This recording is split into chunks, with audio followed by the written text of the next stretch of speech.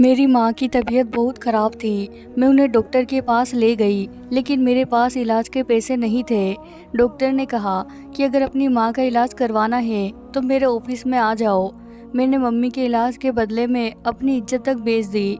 लेकिन जैसे ही डॉक्टर माँ का इलाज करने लगा, डॉक्टर के होश उड़ गए, क्योंकि वो डॉक्टर तो मेरा नाम रेशम है। मैं 23 साल की थी जब मेरी माँ बीमार हो गई। उनको मैं हर जगह डॉक्टर से दिखा चुकी थी, मगर उनकी तबीयत हर दिन बिगड़ती जा रही थी। डॉक्टर उनके बीमारी को लाइलाज बता चुके थे, मगर मेरी माँ के अलावा मेरा कोई दूसरा सहारा नहीं था। मैं उनकी हालत देखकर बहुत रोती थी। मैं अपनी माँ की एक अकेली बेटी थी। मेरी कोई भाई बहन नहीं थे जो मेरी मदद करते। जो भी जायदाद बची थी सब बेचकर माँ के इलाज पर लगा दी थी। अब तो इलाज करवाने के लिए पैसे भी नहीं थे।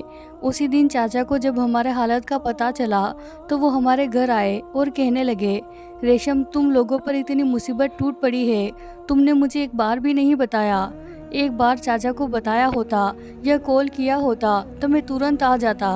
अब मैं चाचा को क्या बताती कि कई बार मैंने उनसे बात करने के लिए घर पर कॉल किया, मगर हर बार चाची मुझे बेइज्जत करके कॉल काट देती थी।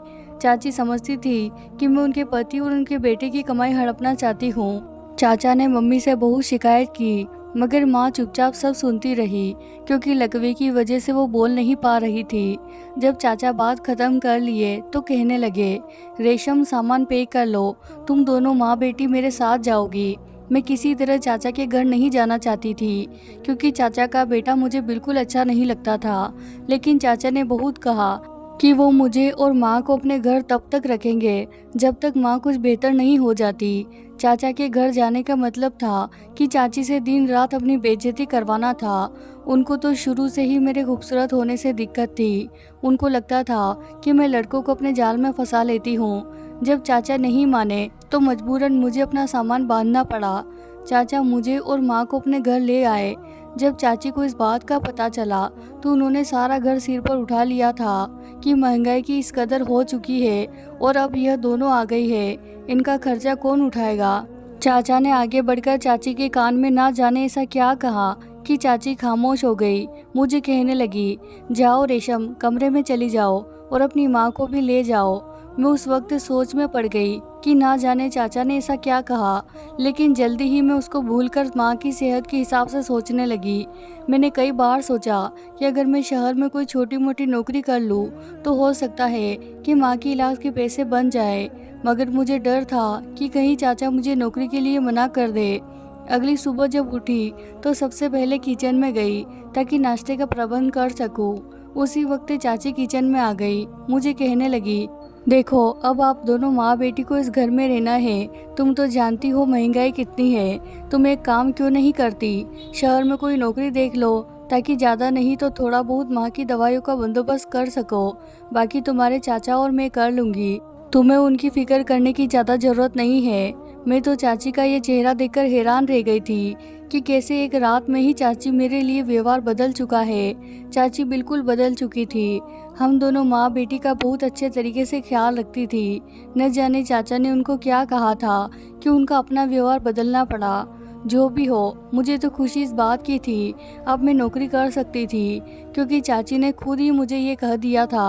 अब मुझे किसी बात का डर नहीं था। मैंने उसी दिन कमरे में आकर माँ को अपनी नौकरी की बात बता दी, ताकि उनको पता हो कि उनकी बेटी सारा दिन क्या करती है। माँ ने नौकरी करने के लिए मुझे मना नहीं किया। वो भी यह बात अच्छे से जानती थी कि अब हम चाचा के घर में रहते हैं, इसीलिए छोटी मोटी ज़रूरतें खुद पूरी करनी होगी। मेरी एक दोस्त शीतल शहर में काम करती थी। मैंने उससे बात की तो वह कहने लगी, रेशम, तुम 2 दिन रुक जाओ, मैं अपने ही ऑफिस में तुम्हारी नौकरी की बात करूंगी। अगर तुम्हारी वहाँ बात पक्की हो गई तो बहुत अच्छी बात है। ऐसे हम दोनों सहेलियाँ मिलजुल कर काम कर लेगी। शीतल की बात से मुझे अच्छा लगा, क्योंकि मैंने पहले कभी भी शहर में काम नहीं किया था। दिमाग में एक डर था कि ना जाने शहर का माहौल कैसा होगा, मैं सब कुछ मैनेज कर पाऊंगी कि नहीं। इसी सोच में मेरे 2 दिन निकले। तीसरे दिन शीतल घर पर आ गई थी और मुझे कहने लगी, तुम्हारी किस्मत बहुत अच्छी है। मैंने कल ऑफिस में जब तुम्हारी बात की तो बॉस ने उसी वक्त नौकरी पक्की कर दी। उन्हें एक मेहनती लड़की की ज़रूरत थी और तुम इसके लिए सही हो। तुम्हें खुश होना चाहिए कि तुम्हारी तनख्वाह भी ज़्यादा होगी। शीतल की बात सुनकर जहाँ मैं खुश थी, वहाँ एक डर दिल में कुंडली मारकर बैठा था कि पता नहीं दफ्तर का मालिक कैसा होगा। अगले दिन पूजा करके मैं शीतल के साथ ऑफिस चली गई। वहाँ मुझे खबर मिली कि जिस मालिक ने मुझे रखा है, कुछ दिनों के लिए किसी काम के सिलसिले में दूसरे शहर चला गया है। ये कंपनी सर्जिकल की थी, यानी कि मेडिकल के औजार बनते थे। मुझे शीतल के साथ ही कुछ दिन रखा गया था कि मैं अच्छी तरह काम सीख जाऊं। शुरुआती दिनों में मुझे दफ्तर में आना थोड़ा अजीब लगता था, लेकिन फिर मैं धीरे धीरे इस माहौल में ढल गई। अब मैं रोज़ शीतल के साथ दफ्तर जाने लगी और जब छुट्टी होती तो शीतल के साथ ही घर वापस आ जाती।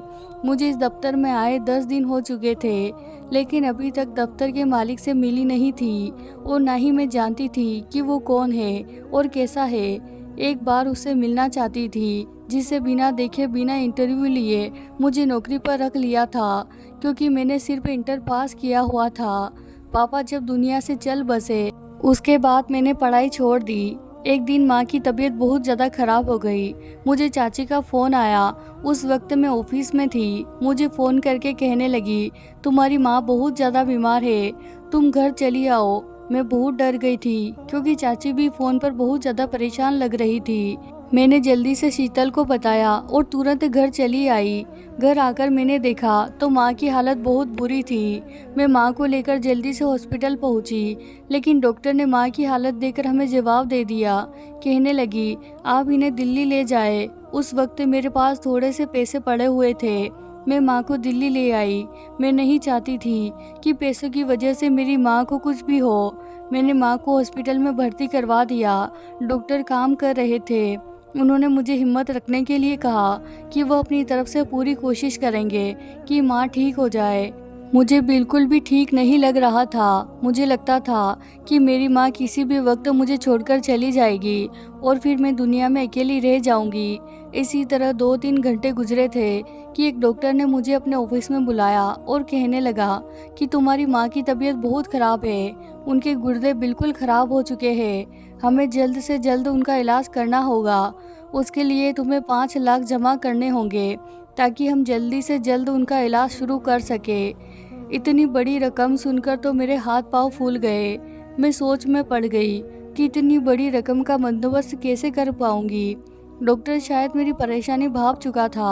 वह मेरे चेहरे को देखकर कहने लगा कि आपको कोई परेशानी है या कोई दिक्कत है तो आप मुझे बता सकती है। मैंने दोनों हाथों से अपना चेहरा छुपा लिया और फूट फूट कर रोना शुरू कर दिया और कहने लगी कि मेरे पास पैसे नहीं हैं। मैं अपनी माँ का इलाज करवाना चाहती हूँ, लेकिन ऐसा क्या करूँ कि मेरी माँ ठीक हो जाए, क्योंकि उनके इलाज के लिए मेरे पास एक फूटी कौड़ी तक नहीं है। मैं उनको बहुत मुश्किल से दिल्ली तक लेके आई हूँ। डॉक्टर सोच में पड़ गया। मेरे कंधों पर दबाव डालकर कहने लगा कि तुम परेशान नहीं हो, आज शाम तुम मेरे दूसरे ऑफिस आ जाना। मैं तुम्हें काम दिलवा दूंगा और पैसे भी दूंगा, जिसमें तुम आसानी से इलाज करवा सकोगी। देखो, अगर तुमने मेरी बात ना मानी तो शायद तुम्हारी माँ जिंदगी से हाथ धो बैठे। मैं अपनी माँ को किसी भी तरह खोना नहीं चाहती थी। मैंने डॉक्टर की बात मान ली और शाम को डॉक्टर के दिए पते पर उसके दूसरे ऑफिस पर पहुंच गई। उस एड्रेस पर पहुंच के मुझे हैरानी का झटका लगा, क्योंकि ये वही ऑफिस था जहां मैं शीतल के साथ काम कर रही थी। शाम के तकरीबन 6 बज रहे थे। कोई भी ऑफिस में नहीं था। डॉक्टर बैठकर मेरा इंतजार कर रहा था। वो मेरा हाथ पकड़कर मुझे अपने ऑफिस में ले गया और बैठने को कहा। मैं अपने हाथों को मसल रही थी। मुझे बहुत ज़्यादा डर लग रहा था, क्योंकि रात का टाइम था और मैं इस वक्त ऑफिस में अकेली थी। अभी मुझे बैठे हुए थोड़ी देर हुई थी कि डॉक्टर ने मुझसे बात करना शुरू किया और कहा कि तुमको अपनी माँ का इलाज करवाना है ना, तो तुम्हें मेरे लिए क्या कर सकती हो। मैंने कहा, सर आप जो कहेंगे मैं करूँगी, बस आप मेरी माँ को ठीक कर दें। तो वह मेरी बात सुनकर कुछ देर सोचकर कहने लगा, तुम्हें मुझसे रिश्ता रखना होगा। जो मैं मांगूंगा तुम मुझे दोगी। अगर तुम मेरी बात मानती हो तो तुम्हारी माँ का सारा खर्चा मैं खुद उठाऊंगा, और अगर तुम मुझे मना करोगी तो फिर कल अपनी माँ को लेकर किसी और हॉस्पिटल में चली जाना। डॉक्टर की बात मानने के अलावा कोई दूसरा रास्ता नहीं था। मैं समझ चुकी थी कि उसका इशारा किस तरफ है। मैंने डॉक्टर से कहा, आप मुझे काम दे दे, आप हर महीने मेरी तनख्वाह रख लीजिए। तुम बहुत मासूम हो, इतनी रकम कौन देता है। तुम मेरा काम करो, मैं तुम्हारा काम कर दूंगा। मजबूरन मुझे अपनी माँ की खातिर उनके इलाज के लिए अपनी इज्जत बेचना पड़ी। अब मेरा सांस घुट रहा था क्योंकि मैंने अपनी इज्जत गंवा दी थी। मुझे अपने खुद पर घिन आ रही थी। दुनिया के सारे डॉक्टर से नफरत होने लगी थी कि यह कैसे हैं, शैतान लोग हैं जो किसी की जान बचाने के लिए इज्जत के साथ खेलते हैं। मुझे खुद पर बहुत गुस्सा आ रहा था। मैं कितनी गलत जगह पर काम कर रही थी। अगर मुझे जरा भी अंदाजा होता कि शीतल ने मुझे जिस जगह नौकरी दिलवाई थी वो डॉक्टर इतना घटिया है तो मैं कभी भी वहाँ नौकरी नहीं करती। मैं अगले दिन गिरते पड़ते अपने वजूद को संभालते हुए हॉस्पिटल पहुंची तो पता चला कि वह डॉक्टर 2-3 दिन के लिए कहीं और चला गया है। मुझे इस डॉक्टर पर बहुत ज़्यादा गुस्सा आया कि ये कैसा डॉक्टर है जिसने मेरी माँ के इलाज के लिए मेरी इज्जत खराब की और अब खुद दूसरे शहर चला गया। मैं घबरा गई कि अब मैं अपनी माँ को लेकर कहाँ जाऊँ। मुझे लगा कि मैंने अपनी इज्जत भी गंवा दी है और मेरी माँ भी नहीं बचेगी। मैं पूरी तरह से रो रही थी। वहाँ पर एक नर्स आई और कहने लगी, डॉक्टर ने आपके पैसे भर दिए हैं, आपकी माँ का इलाज शुरू हो गया है, आप बिल्कुल भी परेशान मत होइए, 2-3 दिन में वापस आ जाएंगे। यह बात सुनकर मुझे तसल्ली मिली कि जान तो बच जाएगी, लेकिन मैं अपने इस वजूद का बोझ कैसे बर्दाश्त करूंगी जिसने गलत रास्ता अपनाया। फिलहाल मैं इस बारे में कुछ भी नहीं सोचना चाहती थी क्योंकि मैं जितना सोच रही थी उतना ही खुद को अपनी नज़रों में गिरा रही थी। माँ का इलाज शुरू हो चुका था। मैंने अपना दुपट्टा संभाला और भगवान से प्रार्थना करने लगी और अपने किए की माफ़ी मांगने लगी। मैं कभी भी ये गलत काम नहीं करती, नाजायज़ संबंध नहीं बनाती। मैंने ये सब कुछ अपनी माँ को बचाने के लिए किया है। मैं ये नहीं करती तो पैसे की वजह से मेरी माँ मुझे छोड़कर चली जाती। मैं अभी प्रार्थना कर रही थी कि चाचा चाची हॉस्पिटल आ गए और आते ही मुझे अपने गले से लगाकर रोना शुरू हो गई। मैं तो चाची को रोता देखकर हैरान हो गई। मैंने कहा, आप क्यों रो रही है, आप टेंशन ना ले, अम्मी ठीक हो जाएगी। चाचा कहने लगे कि मैंने तुम्हें कहाँ कहाँ नहीं ढूंढा, हम दोनों ने दिल्ली का कोई हिस्सा नहीं छोड़ा। तुम कहाँ चली गई थी, एक बार फ़ोन करके मुझे बताया होता कि तुम अपनी माँ को इस हॉस्पिटल में लेकर आई हो। मैंने सोचा चाची आपको क्या बताती, अब बताने को कुछ बाकी ही नहीं रहा। चाची मेरे साथ बहुत अच्छे से बर्ताव कर रही थी। चाचा ने चाची को इशारा किया, कुछ देर के लिए इस तरफ आओ, मुझे तुमसे बात करनी है। तो चाची उनकी बात सुनने के लिए चली गई और मैं वहीं बैठी रही। मुझे वहाँ बैठे 10-15 मिनट हुए थे कि मैं माँ को देखने के लिए उनके कमरे की तरफ चली आई। मुझे चाचा के बोलने की आवाज़ें आ रही थी। चाचा चाची को समझा रहे थे कि तुम्हें अच्छा बर्ताव रखना है, देखो इसी में हमारा फ़ायदा है। चाचा की बात मेरी समझ में बिल्कुल भी नहीं आ रही थी। जब चाचा ने अगली बात की तो मेरे होश उड़ गए। चाचा यह सिर्फ अपनी लालच के लिए कर रहे थे। मुझे इस वक्त पता लगा कि मेरे पापा ने माँ के नाम पर 2 करोड़ के इंश्योरेंस करवाए हुए थे। यह बात सिर्फ चाचा और मेरी माँ जानते थे। मैं हैरान थी, माँ ने कभी भी मुझसे यह बात नहीं बताई। शायद यह बात भूल चुकी थी कि उनके नाम पर पापा ने किसी तरह का इंश्योरेंस करवाया था।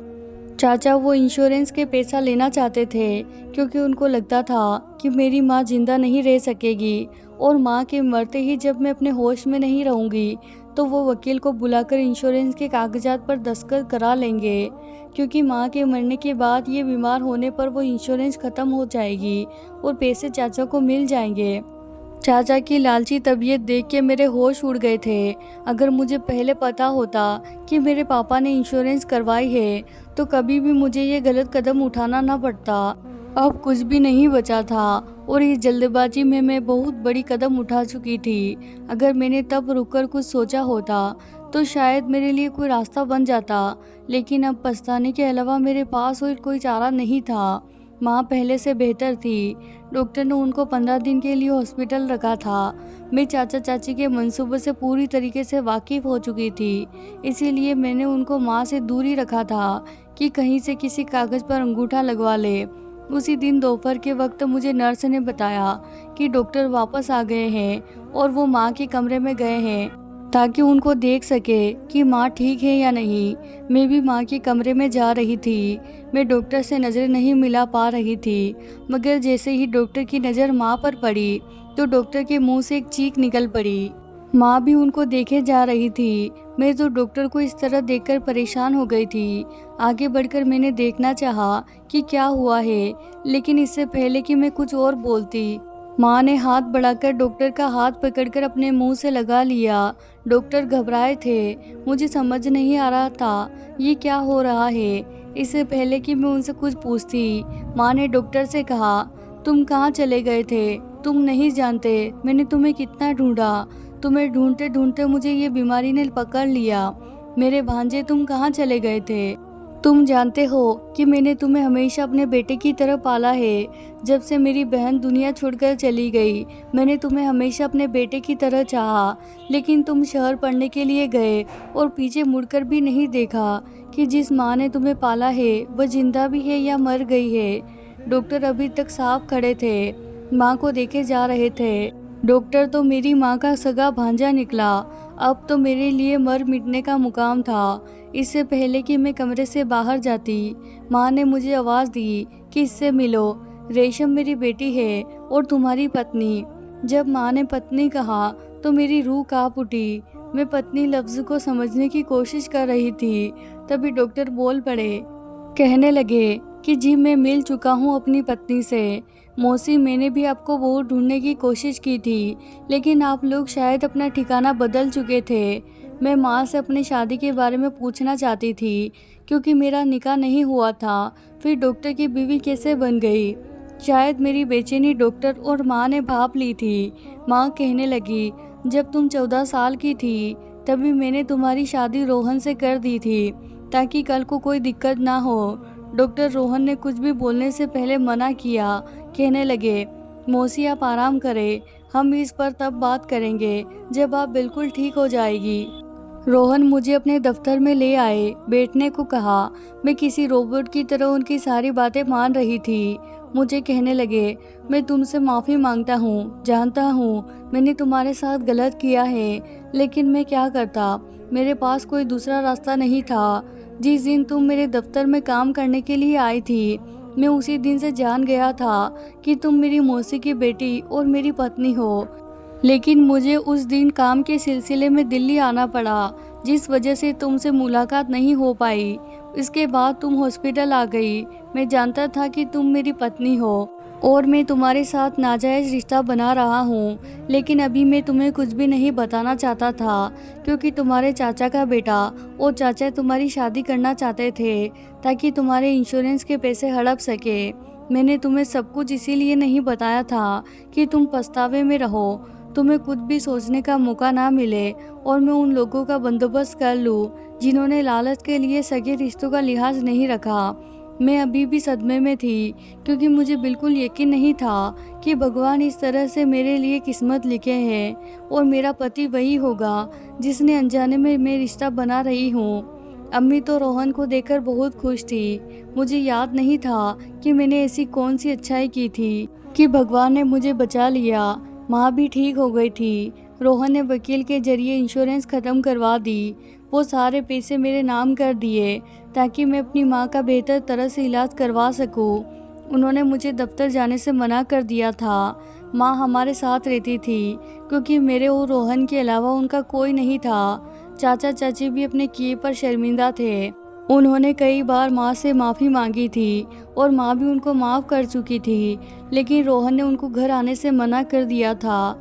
रोहन और मैं अपनी ज़िंदगी में बहुत खुश थे कि एक दिन मुझ पर पहाड़ टूट पड़ा।